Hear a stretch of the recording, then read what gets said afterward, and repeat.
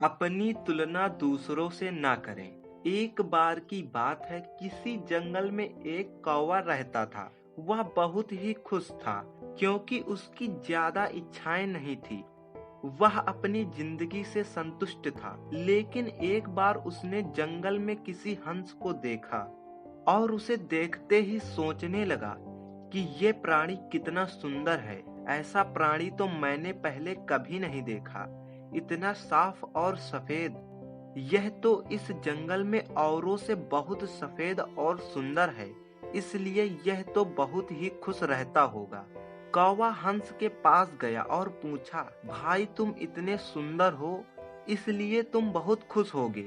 इस पर हंस ने जवाब दिया, हाँ मैं पहले बहुत खुश रहता था जब तक मैंने तोते को नहीं देखा था।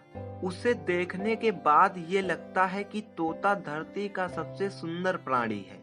हम दोनों के शरीर का तो एक ही रंग है, लेकिन तोते के शरीर पर दो दो रंग हैं। उसके गले में लाल रंग का घेरा और वो सुर्ख हरे रंग का था। सच में वो बेहद खूबसूरत था।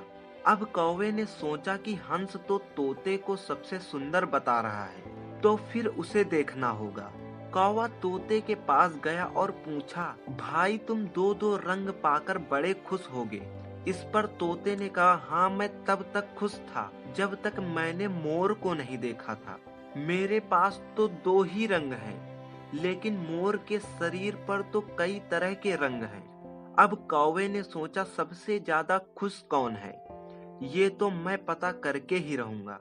इसलिए अब मोर से मिलना ही पड़ेगा। कौवे ने मोर को जंगल में ढूंढा, लेकिन उसे पूरे जंगल में एक भी मोर नहीं मिला। और मोर को ढूंढते ढूंढते वह चिड़ियाघर में पहुंच गया, तो देखा मोर को देखने बहुत से लोग आए हुए हैं और उसके आसपास अच्छी खासी भीड़ है। सब लोगों के जाने के बाद कौवे ने मोर से पूछा, भाई तुम दुनिया के सबसे सुंदर जीव हो और रंग बिरंगे हो।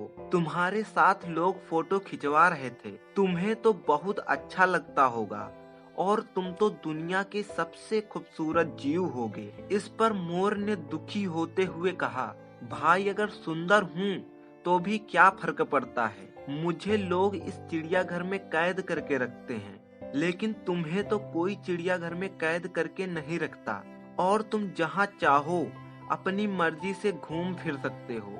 इसलिए दुनिया के सबसे संतुष्ट और सुख जीव तो तुम्हें होना चाहिए, क्योंकि तुम आजाद रहते हो। कौवा हैरान रह गया, क्योंकि उसके जीवन की अहमियत कोई दूसरा बता गया।